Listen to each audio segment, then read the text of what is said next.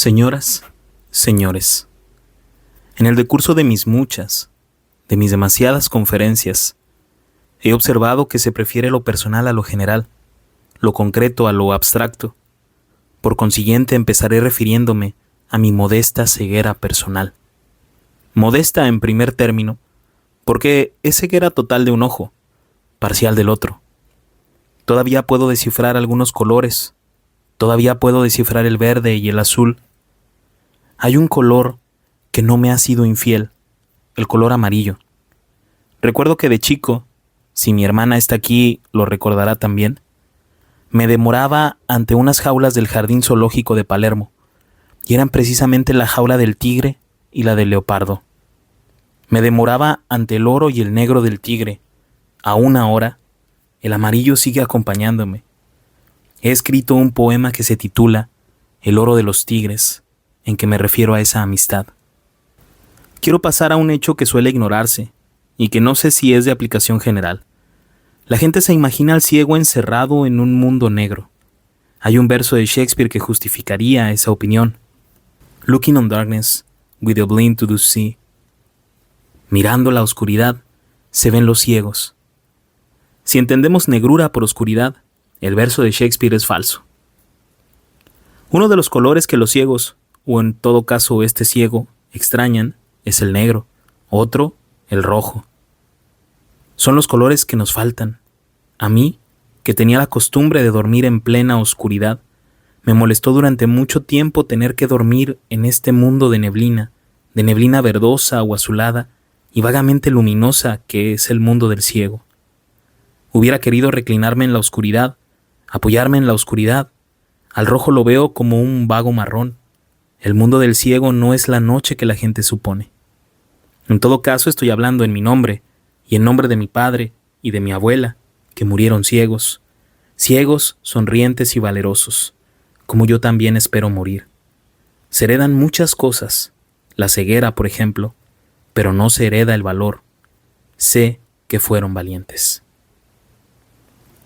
El ciego vive en un mundo bastante incómodo, un mundo indefinido, del cual emerge algún color, para mí todavía el amarillo, todavía el azul, salvo que el azul puede ser verde, todavía el verde, salvo que el verde puede ser azul. El blanco ha desaparecido o se confunde con el gris. En cuanto al rojo, ha desaparecido del todo, pero espero alguna vez, estoy siguiendo un tratamiento, mejorar y poder ver ese gran color, ese color que resplandece en la poesía y que tiene tan lindos nombres en muchos idiomas. Pensemos en Escarlate en alemán, en Scarlet en inglés, escarlata en español, écarlet en francés, palabras que parecen dignas de ese gran color. En cambio, amarillo suena débil en español, yellow en inglés, que se parece tanto a amarillo. Creo que en español antiguo era amarillo. Yo vivo en ese mundo de colores y quiero contar ante todo que si he hablado de mi modesta ceguera personal, lo hice porque no es esa ceguera perfecta en que piensa la gente, y en segundo lugar porque se trata de mí. Mi caso no es especialmente dramático. Es dramático el caso de aquellos que pierden bruscamente la vista. Se trata de una fulminación, de un eclipse, pero en el caso mío, ese lento crepúsculo empezó, esa lenta pérdida de la vista, cuando empecé a ver. Se ha extendido desde 1899, sin momentos dramáticos, un lento crepúsculo que duró más de medio siglo. Para los propósitos de esta conferencia, debo buscar un momento patético. Digamos, aquel en que supe que ya había perdido mi vista de lector y de escritor. ¿Por qué no fijar la fecha tan digna de recordación de 1955? No me refiero a las épicas lluvias de septiembre, me refiero a una circunstancia personal. He recibido en mi vida muchos inmerecidos honores, pero hay uno que me alegró más que ningún otro, la dirección de la Biblioteca Nacional. Por razones menos literarias que políticas, fui designado por el gobierno de la Revolución Libertadora. Me vi nombrado director de la biblioteca y volví a aquella casa de la calle México, del barrio Montserrat, en el sur, de la que tenía tantos recuerdos. Jamás había soñado con la posibilidad de ser director de la biblioteca. Yo tenía recuerdos de otro orden. Iba con mi padre de noche. Mi padre, que era profesor de psicología.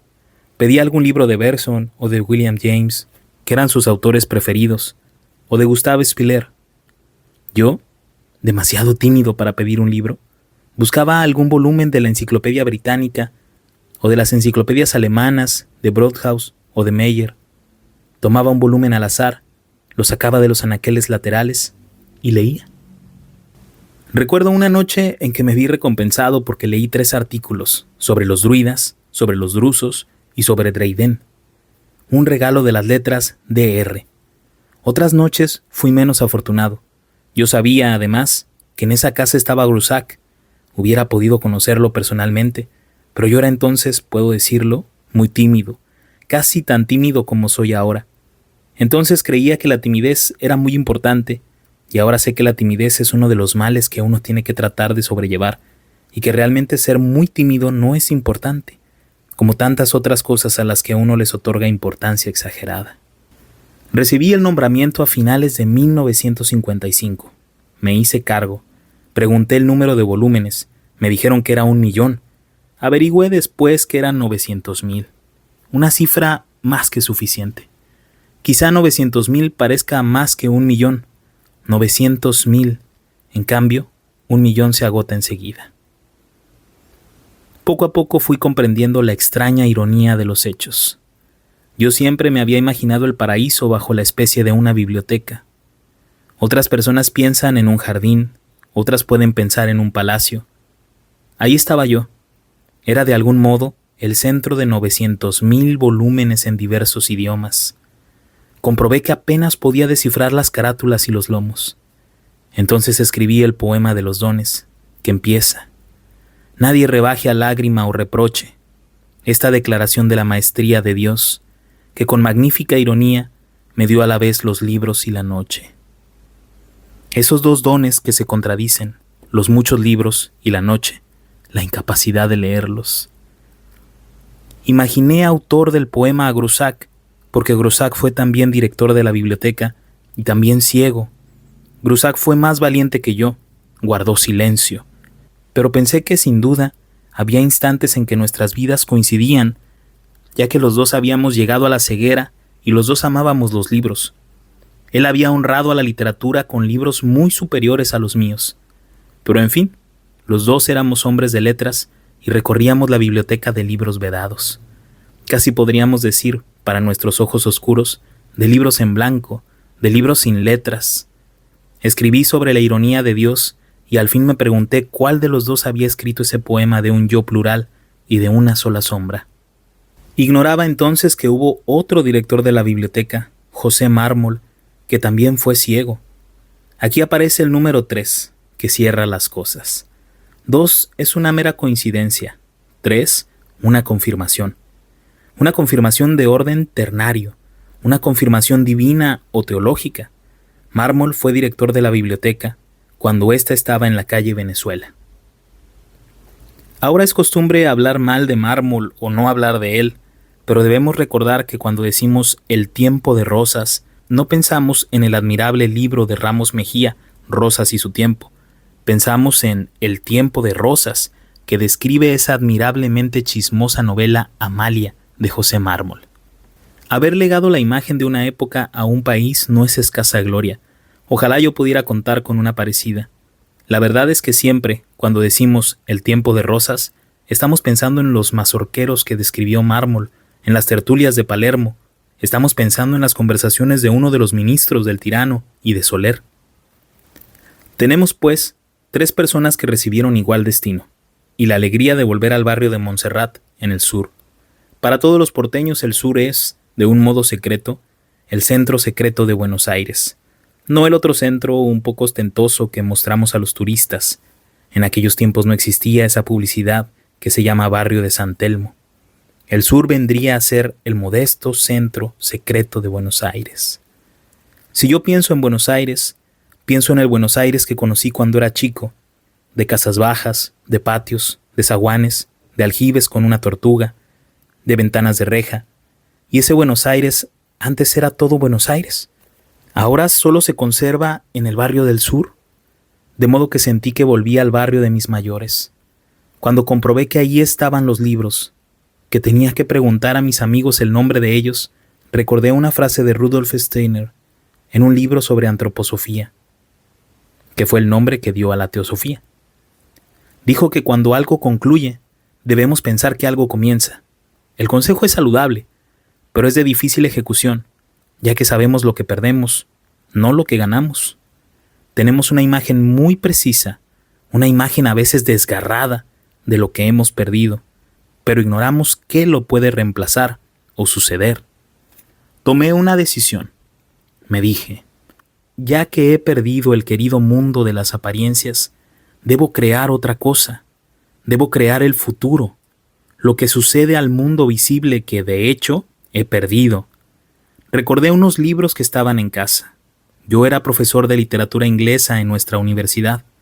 ¿Qué podía hacer para enseñar esa casi infinita literatura? Esa literatura que sin duda excede el término de la vida de un hombre o de las generaciones. ¿Qué podía hacer en 4 meses argentinos de fechas patrias y de huelgas? Hice lo que pude para enseñar el amor a esa literatura y me abstuve en lo posible de fechas y de nombres. Vinieron a verme unas alumnas que habían dado examen y lo habían aprobado. Todas las alumnas pasaban conmigo. Siempre traté de no aplazar a nadie. En 10 años aplacé a 3 alumnos que insistieron en ser aplazados. A las niñas serían 9 o 10, les dije. Tengo una idea. Ahora que ustedes han pasado y que yo he cumplido con mi deber de profesor, ¿no sería interesante que emprendiéramos el estudio de un idioma y de una literatura que apenas conocemos? Me preguntaron cuál era ese idioma y cuál esa literatura. Bueno, naturalmente el idioma inglés y la literatura inglesa. Vamos a empezar a estudiarlos, ahora que estamos libres de la frivolidad de los exámenes. Vamos a empezar por los orígenes. Recordé que en casa había 2 libros que pude recuperar porque los había puesto en el estante más alto, pensando que no iba a precisarlos nunca. Eran el Anglo-Saxon Reader de Sweet y la Crónica Anglosajona. Los 2 tenían glosario, y nos reunimos una mañana en la Biblioteca Nacional. Pensé, he perdido el mundo visible, pero ahora voy a recuperar otro, el mundo de mis lejanos mayores, aquellas tribus, aquellos hombres que atravesaron a remo los tempestuosos mares del norte y que desde Dinamarca, desde Alemania y desde los Países Bajos conquistaron a Inglaterra, que se llama Inglaterra por ellos, ya que England, tierra de los anglos, antes se llamaba tierra de los britanos, que eran celtas. Era un sábado por la mañana.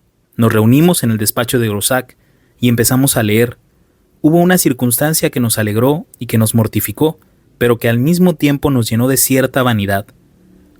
Fue el hecho de que los sajones, como los escandinavos, usaban 2 letras rúnicas para significar los 2 sonidos de la TH, el de think y el de the. Eso confería a la página un aire misterioso. Las hice dibujar en un pizarrón. Bien, nos encontramos con un idioma que nos pareció distinto del inglés, parecido al alemán. Ocurrió lo que siempre ocurre cuando se estudia un idioma. Cada una de las palabras resalta como si estuviera grabada, como si fuera un talismán. Por eso los versos en un idioma extranjero tienen un prestigio que no tienen en el idioma propio, porque se oye, porque se ve cada una de las palabras. Pensamos en la belleza, en la fuerza o simplemente en lo extraño de ellas. Tuvimos buena suerte esa mañana. Descubrimos la frase: Julio César fue uno de los romanos, el primero que buscó a Inglaterra. Encontrarnos con los romanos en un texto del norte nos conmovió. Recuerden ustedes que no sabíamos nada del idioma, que lo leíamos con lupa, que cada palabra era una suerte de talismán que recobrábamos. Encontramos 2 palabras. Con esas 2 palabras estuvimos casi ebrios. Es verdad que yo era viejo y ellas eran jóvenes. Parece que son épocas aptas para la embriaguez. Yo pensaba, estoy volviendo al idioma que hablaban mis mayores hace 50 generaciones. Estoy recuperándolo. No es la primera vez que lo uso.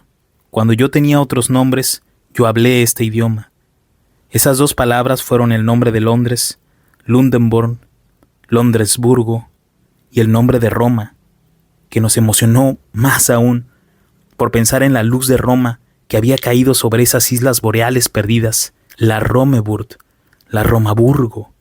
Creo que salimos a la calle gritando Lundenburg, Romeburg. Así empezó el estudio del anglosajón. al que me llevó la ceguera. Y ahora tengo la memoria llena de versos elegíacos, épicos, anglosajones. Había reemplazado el mundo visible por el mundo auditivo del idioma anglosajón. Después, pasé a ese otro mundo más rico y posterior de la literatura escandinava. Pasé a las Eddas y a las sagas. Luego escribí antiguas literaturas germánicas. Escribí muchos poemas basados en esos temas y sobre todo gocé de esas literaturas. Y ahora tengo en preparación un libro sobre literatura escandinava. No permití que la ceguera me acobardara. Además, mi editor me dio una excelente noticia. Me dijo que si yo le entregaba 30 poemas por año, él podía publicar un libro. 30 poemas significan una disciplina, sobre todo cuando uno tiene que dictar cada línea, pero al mismo tiempo la suficiente libertad, ya que es imposible que en un año no le ocurran a uno 30 ocasiones de poesía. La ceguera no ha sido para mí una desdicha total. No se la debe ver de un modo patético, debe verse como un modo de vida. Es uno de los estilos de vida de los hombres. Ser ciego tiene sus ventajas. Yo le debo a la sombra algunos dones. Le debo el anglosajón, mi escaso conocimiento del islandés, el goce de tantas líneas, de tantos versos, de tantos poemas y de haber escrito otro libro, titulado con cierta falsedad, con cierta jactancia, Elogio de la sombra. Quiero hablar ahora de otros casos, de casos ilustres. Vamos a empezar por ese muy evidente ejemplo de la amistad, de la poesía, de la ceguera, por quien ha sido considerado el más alto de los poetas, Homero. Sabemos de otro poeta griego ciego, Tamiris, cuya obra se ha perdido, y lo sabemos principalmente por una referencia de Milton, otro ilustre ciego. Tamiris fue vencido en un certamen por las musas, quienes rompieron su lira y le quitaron la vista. Existe una hipótesis muy curiosa, que no creo que sea histórica, pero que es intelectualmente agradable, de Oscar Wilde. En general, los escritores tratan de que lo que dicen parezca profundo. Wilde era un hombre profundo que trataba de parecer frívolo. Sin embargo, quería que lo imagináramos como un conservador. Quería que pensáramos en él como Platón pensaba de la poesía, esa cosa liviana, alada y sagrada. Pues bien, esa cosa liviana, alada y sagrada que fue Oscar Wilde, dijo que la antigüedad había representado a Homero como un poeta ciego y que había procedido deliberadamente. No sabemos si Homero existió. El hecho de que 7 ciudades se disputaran su nombre basta para hacernos dudar de su historicidad. Quizá no hubo un Homero, hubo muchos griegos que ocultamos bajo el nombre de Homero. Las tradiciones son unánimes en mostrarnos un poeta ciego. Sin embargo, la poesía de Homero es visual, muchas veces espléndidamente visual, como lo fue, en menor grado desde luego, la poesía de Oscar Wilde. Wilde se dio cuenta de que su poesía era demasiado visual y quiso curarse de ese defecto. Quiso hacer poesía que fuera también auditiva, musical, digamos como la poesía de Tennyson o de Verlaine, a quienes él quería y admiraba tanto. Wilde se dijo: los griegos sostuvieron que Homero era ciego para significar que la poesía no debe ser visual, que su deber es ser auditiva. De ahí el simbolismo contemporáneo de Wilde. Podemos pensar que Homero no existió, pero que a los griegos les gustaba imaginarlo ciego para insistir en el hecho de que la poesía es ante todo música, que la poesía es ante todo la lira, y que lo visual puede existir o no existir en un poeta. Yo sé de grandes poetas visuales, y sé de grandes poetas que no son visuales, poetas intelectuales, mentales. No hay por qué mencionar nombres. Pasemos al ejemplo de Milton. La ceguera de Milton fue voluntaria. Supo desde el principio que iba a ser un gran poeta. Esto le ocurrió a otros poetas, Coleridge y De Quincey. Antes de haber escrito una sola línea, sabían que su destino sería literario. Yo también, si es que puedo mencionarme. Siempre he sentido que mi destino era, ante todo, un destino literario. Es decir, que me sucederían muchas cosas malas y algunas cosas buenas, pero siempre supe que todo eso, a la larga, se convertiría en palabras, sobre todo las cosas malas, ya que la felicidad no necesita ser transmutada. La felicidad es su propio fin. Volvamos a Milton. Gastó su vista escribiendo folletos en defensa de la ejecución del rey por el Parlamento. Dice Milton que la perdió voluntariamente defendiendo la libertad. Habla de esa noble tarea y no se queja de estar ciego. Piensa que ha sacrificado su vista voluntariamente y recuerda su primer deseo, el de ser un poeta. Se ha descubierto en la Universidad de Cambridge un manuscrito en el cual hay muchos temas que Milton se había propuesto cuando era joven para la ejecución de un gran poema. Quiero legar algo a las generaciones venideras, que éstas no dejen caer fácilmente, declara. Ya había anotado unos 10 o 15 temas, entre ellos uno que escribió sin saber que lo hacía de modo profético. Ese tema era Sansón. Él no sabía por entonces que su destino sería de algún modo el de Sansón, y que Sansón, así como profetizó a Cristo en el Antiguo Testamento, lo profetizó a él con más precisión. Una vez que se supo ciego, emprendió 2 obras históricas, una historia de Moscovia y una historia de Inglaterra, que quedaron inconclusas, y luego el largo poema El paraíso perdido. Buscó un tema que pudiera interesar a todos los hombres, y no solamente a los ingleses. Ese tema fue Adán, nuestro padre común. Pasaba buena parte de su tiempo solo. Componía versos y su memoria se había acrecentado. Podía tener 40 o 50 endecasílabos blancos en la memoria y luego los dictaba a quienes venían a visitarlo. Así compuso el poema. Recordó y pensó en el destino de Sansón, tan parecido al suyo, porque ya Cromwell había muerto y había llegado la hora de la restauración. Milton fue perseguido y pudo haber sido condenado a muerte por haber justificado la ejecución del rey. Pero Carlos II, hijo de Carlos I, el ejecutado, cuando le trajeron la lista de los condenados a muerte, tomó la pluma y dijo, no sin nobleza: hay algo en mi mano derecha que se niega a firmar una sentencia de muerte. Milton se salvó, y muchos otros con él. Escribió entonces el Samson Agonistes. Quiso hacer una tragedia griega. La acción ocurre en un día, el último día de Sansón, y Milton pensó en el parecido de los destinos, ya que él, como Sansón, había sido el hombre fuerte finalmente vencido, estaba ciego, y escribió aquellos versos que siempre, según Landor, suelen puntuarse mal, y que realmente tendrían que ser: He lays in Gaza, at the mill, with the slaves. Ciego en Gaza. Gaza es una ciudad filistea, una ciudad enemiga, en la noria, con los esclavos. Es como si las desdichas fueran acumulándose sobre Sansón. Milton tiene un soneto en el que habla de su ceguera. Hay una línea que se ve que está escrita por un ciego. Cuando tiene que describir el mundo dice: In this dark world and wide, en este mundo oscuro y ancho, que es precisamente el mundo de los ciegos cuando están solos, porque caminan buscando apoyo con las manos extendidas.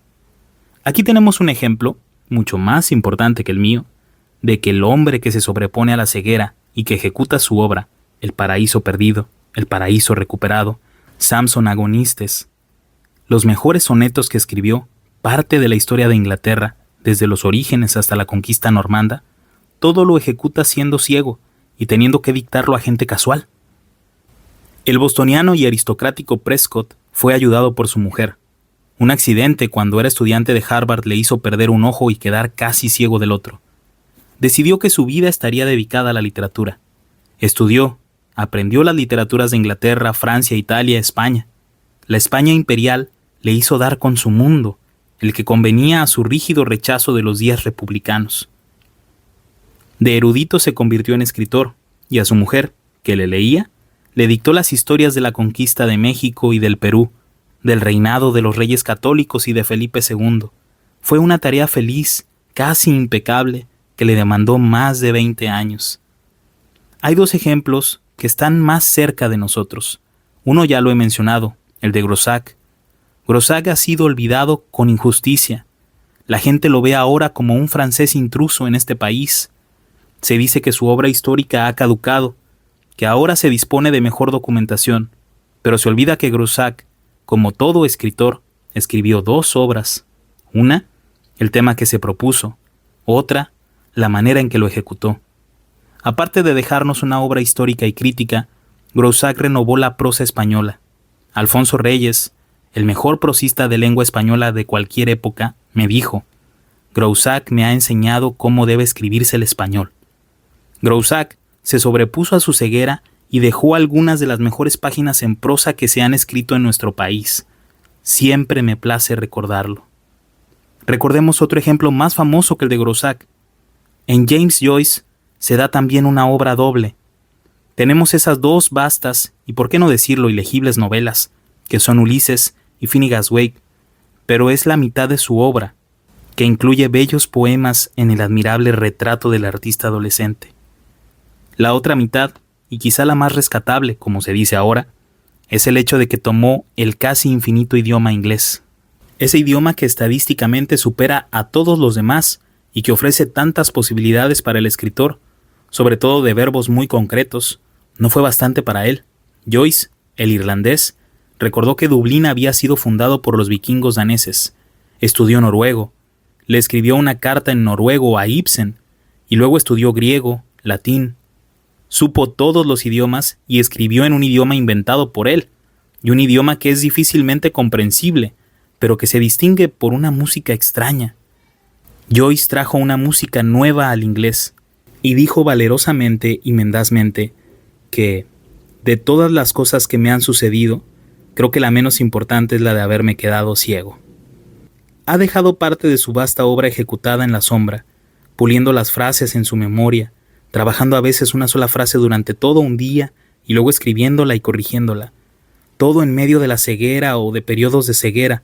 Analógicamente, la impotencia de Boileau, de Swift, de Kant, de Ruskin y de George Moore fue un melancólico instrumento para la buena ejecución de su obra. Lo mismo cabe afirmar de la perversión, cuyos beneficios ahora se encargan de que nadie ignore sus nombres. Demócrito de Abdera se arrancó los ojos en un jardín para que el espectáculo de la realidad exterior no lo distrajera. Orígenes se castró. He enumerado suficientes ejemplos, algunos tan ilustres que me da vergüenza haber hablado de mi caso personal, salvo por el hecho de que la gente siempre espera confidencias, y yo no tengo por qué negarle las mías. Aunque desde luego, parece absurdo poner mi nombre junto a los nombres que he tenido ocasión de recordar. He dicho que la ceguera es un modo de vida que no es enteramente desdichado. Recordemos aquellos versos del mayor poeta español, Fray Luis de León. Vivir quiero conmigo, gozar quiero del bien que debo al cielo, a solas sin testigos, libre de amor, de celo, de odio, de esperanza, de recelo. Edgar Allan Poe sabía de memoria esta estrofa. Para mí, vivir sin odio es fácil, ya que nunca he sentido odio, pero vivir sin amor creo que es imposible, felizmente imposible para cada uno de nosotros. Sin embargo, el principio vivir quiero conmigo, gozar quiero del bien que debo al cielo, si aceptamos que en el bien del cielo puede estar la sombra, entonces, ¿quién vive más consigo mismo? ¿Quién puede explorarse más? ¿Quién puede conocerse más a sí mismo, según la sentencia socrática? ¿Quién puede conocerse más que un ciego? El escritor vive. La tarea de ser poeta no se cumple en determinado horario. Nadie es poeta de 8 a 12 y de 2 a 6. Quien es poeta lo es siempre y se ve asaltado por la poesía continuamente. De igual modo que un pintor, supongo, siente que los colores y las formas están asediándolo, o que un músico siente que el extraño mundo de los sonidos, el mundo más extraño del arte, está siempre buscándolo, que hay melodías y disonancias que lo buscan. Para la tarea del artista la ceguera no es del todo una desdicha, puede ser un instrumento. Fray Luis de León dedicó una de sus odas más bellas a Francisco Salinas, músico ciego. Un escritor, o todo hombre, debe pensar que cuanto le ocurre es un instrumento. Todas las cosas le han sido dadas para un fin, y esto tiene que ser fuerte en el caso de un artista. Todo lo que le pasa, incluso las humillaciones, los bochornos, las desventuras, todo eso le ha sido dado como arcilla, como material para su arte. Tiene que aprovecharlo. Por eso yo hablé en un poema del antiguo alimento de los héroes, la humillación, la desdicha, la discordia. Esas cosas nos fueron dadas para que las transmutemos, para que hagamos de la miserable circunstancia de nuestra vida cosas eternas o que aspiren a hacerlo. Si el ciego piensa así, está salvado. La ceguera es un don, Ya he fatigado a ustedes con los dones que me dio.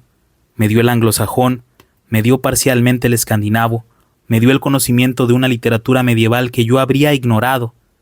Me dio el haber escrito varios libros, buenos o malos, pero que justifican el momento en que se escribieron. Además, el ciego se siente rodeado por el cariño de todos. La gente siempre siente buena voluntad para un ciego. Quiero concluir con un verso de Goethe.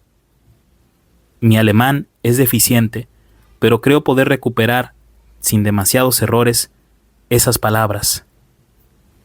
Todo lo cercano se aleja. Goethe lo escribió refiriéndose al crepúsculo de la tarde. Todo lo cercano se aleja, ¿es verdad? Al atardecer, las cosas más cercanas ya se alejan de nuestros ojos, así como el mundo visible se ha alejado de mis ojos, quizá definitivamente. Goethe pudo referirse no solo al crepúsculo, sino a la vida. Todas las cosas van dejándonos. La vejez tiene que ser la suprema soledad, salvo que la suprema soledad es la muerte. También, todo lo cercano se aleja, se refiere al lento proceso de la ceguera, del cual he querido hablarles esta noche, y he querido mostrar que no es una total desventura, que debe ser un instrumento más entre los muchos, tan extraños, que el destino o el azar nos deparan.